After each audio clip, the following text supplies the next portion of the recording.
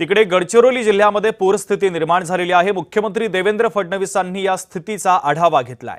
जिल्ह्यातील 17 मार्ग बंद आहेत। गडचिरोली जिल्ह्यातील पावसाची स्थिती आणि पूरस्थितीचा राज्याचे मुख्यमंत्री देवेंद्र फडणवीसांनी आढावा घेतलेला आहे। गडचिरोली जिल्हा प्रशासनाच्या वतीने त्यांनी आढावा घेतला। गडचिरोली जिल्ह्यामध्ये गेल्या 24 तासात 123 मिलीमीटर पावसाची नोंद झाली आहे, तर काही भागामध्ये 200 मिलीमीटर इतका पाऊस झाला आहे। छत्तीसगडमध्ये अधिक पाऊस झाल्याने भामरागड तालुक्यामध्ये पूरस्थिती निर्माण होण्याचा धोका असून 700 नागरिकांना सुरक्षित ठिकाणी हलवण्यात आल्याची माहिती प्रशासनाने दिलेली आहे। विविध आश्रमशाळा आणि अन्य ठिकाणी त्यांची राहण्याची सोय करण्यात आलेली आहे। एसडीआरएफ तैनात ठेवण्यात आले असून जिल्हा प्रशासन सतर्क झालेले आहे।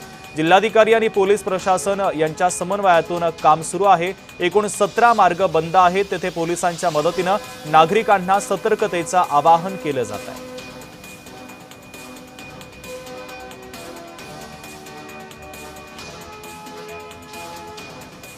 आमचे प्रतिनिधी ओमप्रकाश चुनारकर जोडले जातात। या पावसाच्या संदर्भातले अधिकचे अपडेट देण्यासाठी ओमप्रकाश, आपण पाहतोय मोठ्या प्रमाणात पाऊस कोसळतो आहे आणि आता प्रशासनाच्या वतीने सतर्कता देखील बाळगली जाते। अनेक नागरिकांच्या स्थलांतराची प्रक्रिया देखील आता सुरू करण्यात आलेली आहे। त्या संदर्भातले नेमके अपडेट काय आहे? शुभम, अगदी पावसाळा सुरू झाल्यानंतर 2 महिना पावसाने मुसंडी मारली होती। 2 महिने शेतकरी हतबल झाले होते। मात्र तब्बल 2 दिवसानंतर 29 तारखेला रेड अलर्ट जारी केला होता आणि गडचिरोलीमध्ये पाहिजे त्या पद्धतीने पाऊस आला आणि सगळीकडे हाहाकार मचवण्यात आला होता। यावेळी भामरागड तालुक्यातील 700 नागरिकांना सुरक्षित स्थळी हलवण्यात आली होती।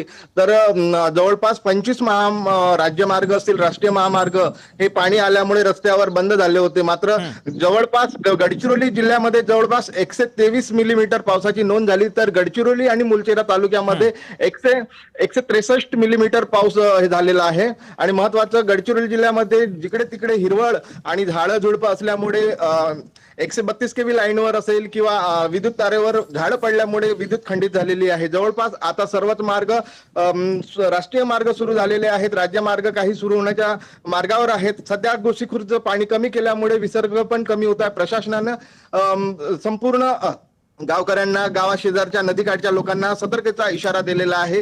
ज्या पूरग्रस्तांमध्ये ज्यांना अडचणीत सापडले त्यांना राहण्याची व्यवस्था एसडीआरपी असेल किंवा स्थानिक पोलीस प्रशासन असेल, आपत्ती व्यवस्थापन असेल यांनी केलेलं आहे आणि बरंच मदत प्रशासनाकडून झालेली आहे। भामरागडमध्ये एक जर बघितलं तर एका कुटुंब शेतामध्ये गेले होते, ते एकाच परिवारातील दाम्पत्य आणि एक चिमुकलं होतं, त्यांना सुखरूप बाहेर रात्रीच्या टायमाला काढण्यात आलं होतं। तर एक वन परिक्षेत्र अधिकारी आहेत, हे रेंगेवाही नाल्यामध्ये अटकले होते। त्यांनी आपला अति उत्साहीपणा पाण्यातून मार्ग काढण्याचा प्रयत्न केला होता, कारण हे मात्र सुदैवाने ती कार झाडाच्या कडेला जाऊन लटकल्यामुळे ते वाचलेले आहेत आणि त्यांना पोलीस प्रशासन आणि वन विभागाच्या मदतीने आणि जिल्हा प्रशासनाच्या मदतीने दोरखंडाच्या सहाय्याने त्यांना सुखरूप बाहेर काढण्यात आलेले आहे।